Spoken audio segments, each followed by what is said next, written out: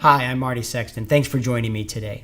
In this video, I'm going to share with you how to connect your Apple devices using native AirPlay to Polycom Pano to share virtually anything from your tablet, your PC, or your smartphone. Let's look and see how a MacBook is used. On the Mac toolbar, simply move your cursor to the AirPlay icon. Select your Pano device. Enter the secure PIN shown on the large monitor. And your screen is immediately cast to Polycom Pano connected monitor. Now let's see what it looks like on the iPhone. Simply swipe up from the bottom, select AirPlay mirroring,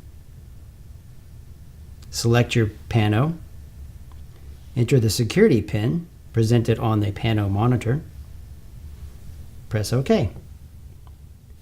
Now your screen is immediately cast to Polycom Pano and the connected display.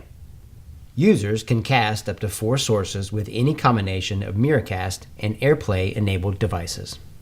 Thank you, and please join me again for more informative videos about Polycom Pano.